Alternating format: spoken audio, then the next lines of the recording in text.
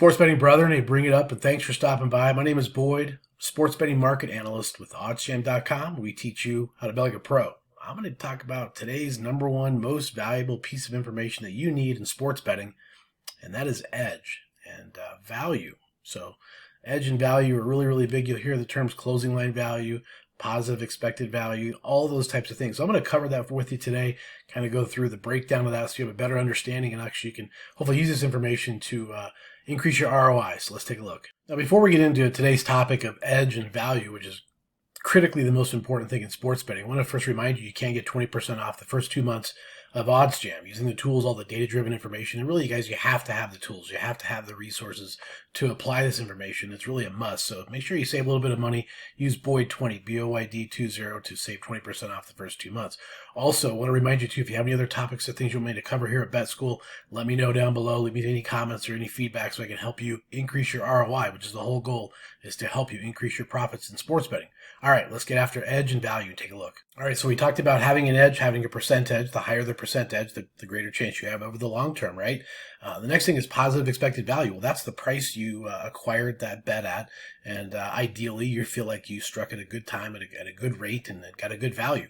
So now let's talk about closing line value. Closing line value is at the very end, right before tip-off, right before kickoff, right before the puck drops, whatever the price is on the wager of the odds, it's closing line. And so you can compare the closing line value, the closing line information with what you acquired at, what you purchased it at, right? So you want to buy low, sell high. I mean, obviously you want to get the best price on the asset that you're acquiring and get a good value. That's how you're going to make substantially more money over the course of time. Let's take a look at a couple examples at the OddsJam odds screens, and I'll show you some examples of closing line value, positive expected value, and all the different information we just talked about. All right, here we go. So this is the positive expected value page. Over here, you see the percent edge. So certainly the higher this number, the better you feel and anticipate you're getting a good buy, a good value. This is a 2.56% edge.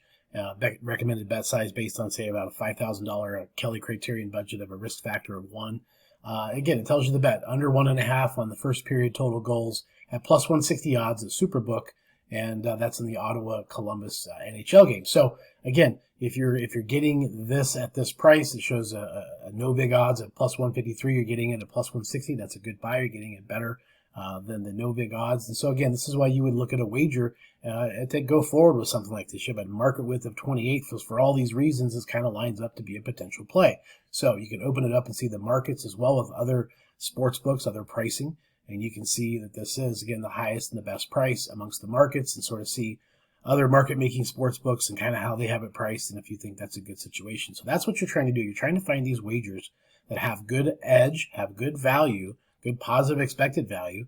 And I'm going to show you here next that at the end of the day, you have closing line value, which is important too. Doesn't necessarily you win or lose the bet, but it just tells you where you stand on how you bought. Did you buy early and good? Or did you buy early and bad? Did you buy late and good? It all kind of works itself out.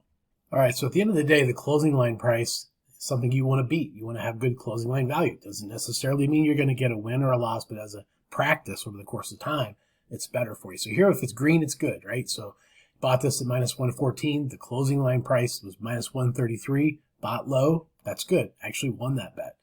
Again, here, green, plus 135. The market changed it. Closing line was plus 129, so we bought that at a great price. We won the bet. You can see also, though, you can be green and still lose. It doesn't happen all the time, but it is overall as a practice. You can even have bad closing line value. In this case, very, very minor, still win the bet. But again, you can, maybe you should have waited on this one. Bought this at minus 130, could have got it later in the day at minus 118. So you kind of have to ask yourself, hey, if I'm buying here at 11 a.m., what are the chances, or actually 9:17 a.m., what are the chances if I wait to see what this market does, have it, change and adjust? So again, you want to see a lot of green as a common practice. This means you're buying good. This minus 110, closed at minus 128, actually won the bet. That's great. So, something to keep in mind. But the closing line value is the price at the end. So you have to ask yourself, if I wait, what do we anticipate the price to do? If I come in early, do I get a good value? Am I buying early? Is this a good thing? Or could this sort of trip me up at the end with a potential loss as the market kind of hammers itself out?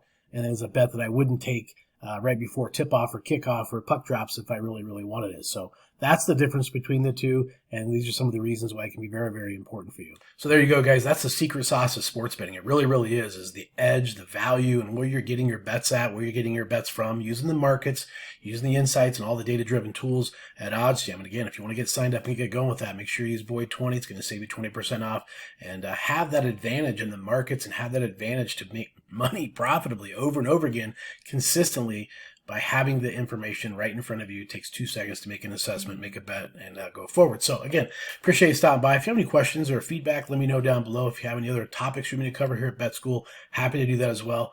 And appreciate you stopping by. Let's go make some mathematical money.